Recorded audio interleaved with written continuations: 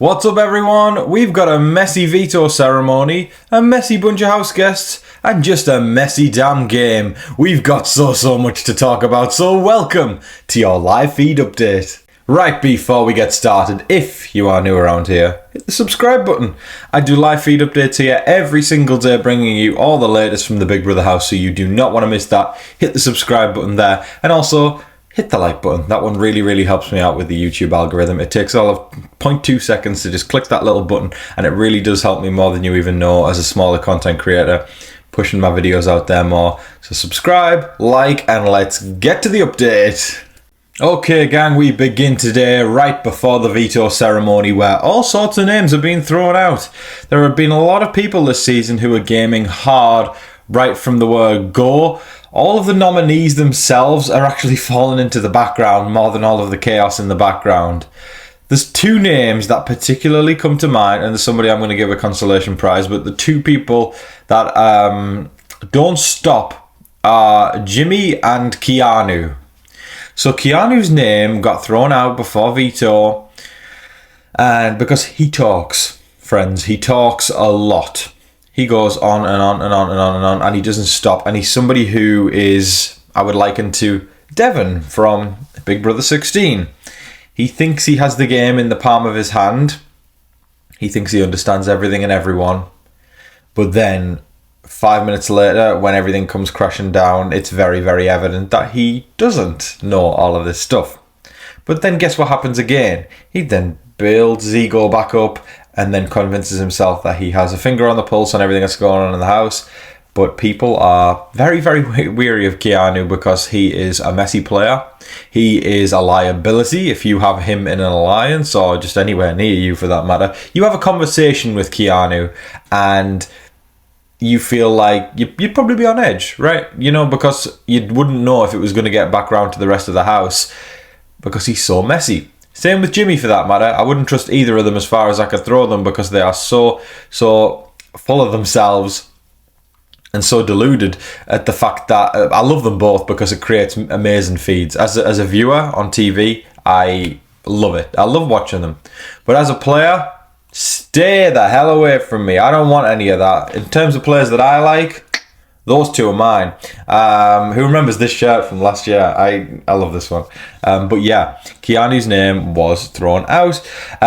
Rachel got to work fast on trying to make sure that Keanu was not put up on the block. Rachel obviously knows she's a Big Brother legend. She's a big target.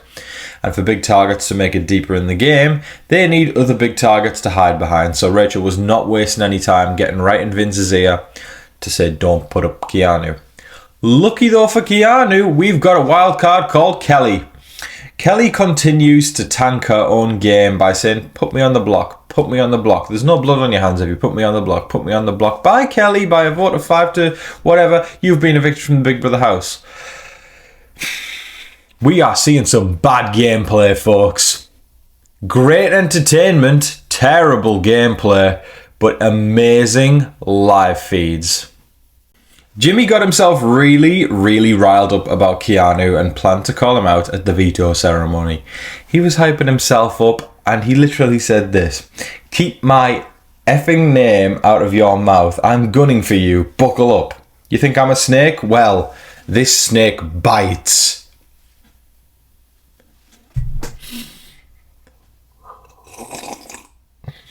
I need to clutch my pearls, folks. Oof. Jimmy is the gift that keeps on giving. I hope, just for our entertainment's sake, he is still going to be here in 3, 4, 5, 6, 7 weeks' time. That is what I need. Inject it into my veins. Please, Jimmy, stick around. He went on to call Keanu out at the veto ceremony in front of everybody. Whether it was to that extent, we do not know, because of course the feeds do cut when the veto ceremony takes place. I think it was probably something along those lines, because it sounds like there were people talking about it afterwards. People were talking about how Jimmy popped off at Keanu or how he called him out.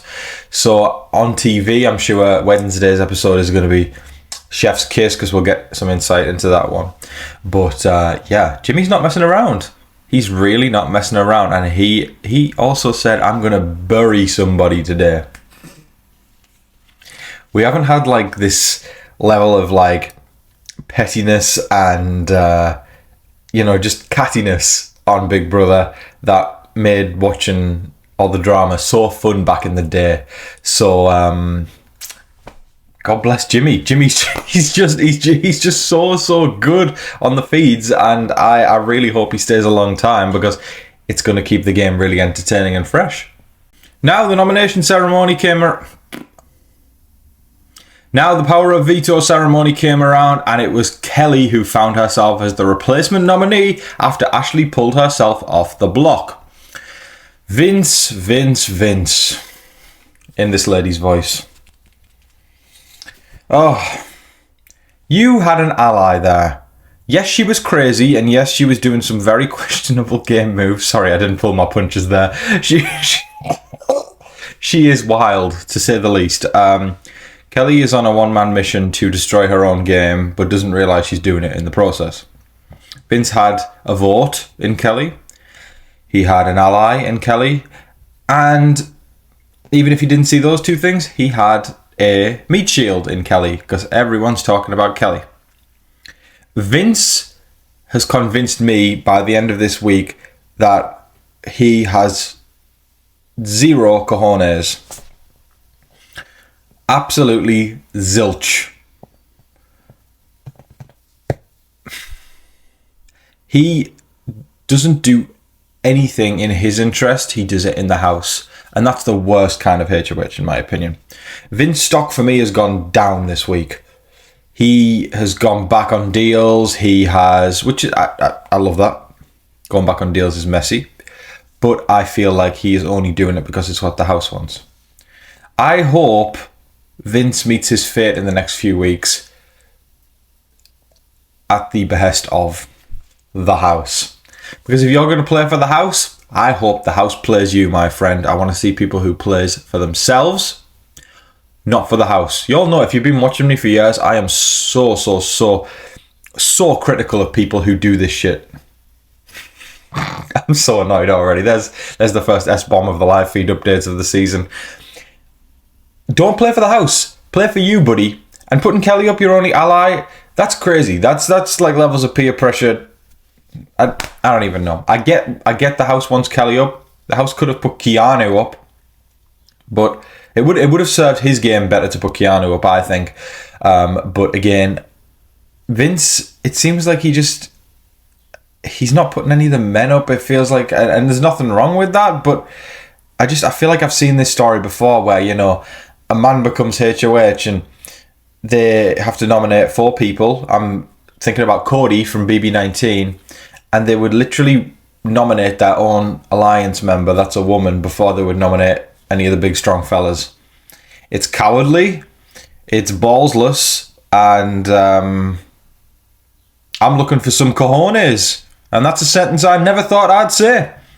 Kelly is fully convinced that she is not going home this week. I'm looking at my notes, and as crazy as it was when I was writing my notes down, it's crazy enough to read them back. Kelly is...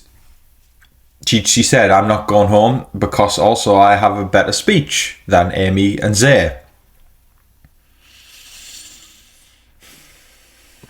Can someone top up my coffee? Extra strength, please. Extra. Yeah, none of that decaf. Extra strength. Oh, brother. Oh. Kelly does not have a pulse on this game whatsoever. Unless she wins the blockbuster, I think she could very well be a target. To me, there has been names thrown out, but it's hard for me to actually pinpoint a single name yet. I would say Zay has the least amount of traction. And I think Zay is actually getting away, because I know I talked about Vince only focusing on the women, but again, it's like Zay is the one who's drifting by out of all of them the most and not getting any flack. But Zay's actually playing decently. He's loud. He's very loud in conversations. Turn the volume down. But he's kind of getting by. And those first few weeks laying low. I feel like Ashley's better in her game as well. Same, she got off the block and she's actually realizing, okay, I got to get it together, and I got to start being more aware of the people around me. And because I saw a really good tweet yesterday from Leah from last year's season, from 26. While we all know Leah wasn't a master schemer or a master gamer, she said something that really like, it just hit the nail on the head. I'm going to try and find it. Let me see if I can read it out, because she summed up exactly what I've been feeling with all of this stuff around Showergate and everything like that. But she said this: I think a bare minimum strategy is simply being a good roommate. House guests will want to live with you longer if you're considerate. Don't finish all the HOH snacks and drinks, clean up after yourself, etc. Everyone is hyper aware of any and all behaviours, and the tiniest things can and will get you put up. It's so true. It's so true. So to all those people who are trying to just completely absolve Ashley of not doing anything wrong, that's what I would say to you. Because, yeah, she hasn't been like a complete ass or anything like that. She's not the devil by any means, but she wasn't very considerate of the HOH's room. And also, nothing could convince me to take a big length of time away from the group on night one. It's a rookie mistake, if that. If we're going to call it anything, it's a bad game move to disappear. And I did see somebody in the comments make the point that, there's no clock in the house, and how would we know it's 2 hours? Of course, right? We don't. It's not going to exactly have been 2 hours, but it was long enough for the majority of the house to start go, this is weird. This is inconsiderate, and I don't know. I think. Just on the surface level of what Leah said there, be a good roommate. And taking someone's shower for longer than 10 minutes when you've said, I'll be right in and out after Vince was getting ready to go to sleep, that's not being a good roommate. I have a brand new Patreon, folks, and you can be a part of it. For the first time in 6 years on TV Talks with Tom, I've opened a Patreon. All of my tiers give access to a Discord community that we are building. There is numbers building up in there now, and it's a really, really lovely community that we've got going on of positive Big Brother fans. I know how exhausting it is to be in those Twitter spaces where it feels just like negativity constantly. I wanted to create a break from that. So if you want to be part of a positive Big Brother community and get to know other fans, and we can all chat in there, join my Patreon. Every single tier gives access to the Discord, and there are other benefits in each tier, including follows from me on Twitter. We've got a brand new Patreon-only series coming up where I go back to the beginning of the game and watch the game from the start. I can't wait to do that. Those old school seasons are legendary. So I hope to see you there. Plus, you can also get your name in the credits of my video for choosing tier 2 and up. So check out my Patreon in the description below. We cannot forget the elephant in the room that is the Big Brother legend, Rachel Riley. She, of course, has immunity this week. It's a classic for a returnee. But next week, she is vulnerable and she can be put up on the block.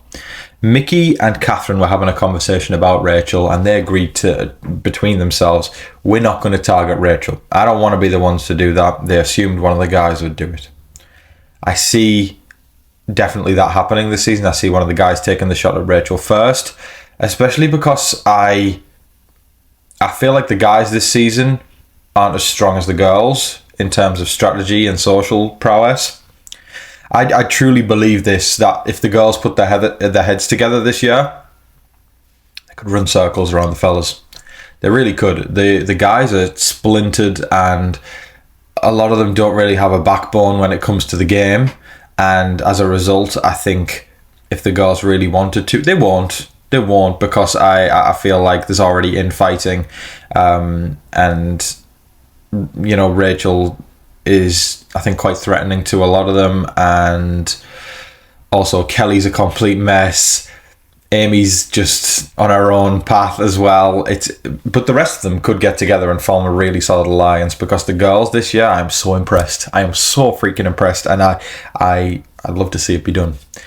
I don't know if it will, but I think it would be amazing. And this is the year to do it, if any, because the men are just so splintered and messy. Messy is the word. And yes, I do think one of the men will be the one to take the shot at Rachel, but that's why Mickey and Catherine need to sit back, let him do it, and then regroup the pieces and take the game. Find the power vacuum and take the game.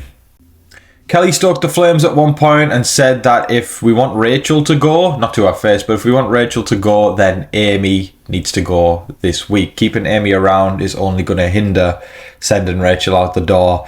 So already people have their different agendas. You know, you've got some people wanting to send Kelly out, you've got some people wanting to send Amy out, and it's all over the place. I really think it's going to come down to those two again. Blockbuster Arena, or the BB Blockbuster later this week will leave two people on the block. If Zay wins, that's when it's going to be interesting, because it's the two people that the names have been thrown out. It could change across the week. The thing I've noticed about the Big Brother Blockbuster or the AI Arena last year, it kind of feels, everything feels a bit more fresh, and that the vote can switch up more because there's less certainty in regards to what is going to be the block on eviction night. You don't actually know until eviction night who the two are going to be on there for sure. So I don't feel confident yet putting a prediction in. Gun to my head, I'd say Kelly's going to be the first boot, but expect the unexpected. Isn't that the motto, guys? Zach and Ashley got together to have a conversation later in the evening, and they want to put together a group. Just like the Avengers, they want to see them two come together with Mickey, Will, Lauren, and Vince. That's a good group, minus Vince. Vince is probably the messiest there, but of course we know he can win comps, and having comp people on your team means good things. But I'm telling you, Mickey and Will, they're staying out of everything. And people are really liking them. And I feel like there's not many alliances, or bigger group alliances that come up where those two, their names aren't in it.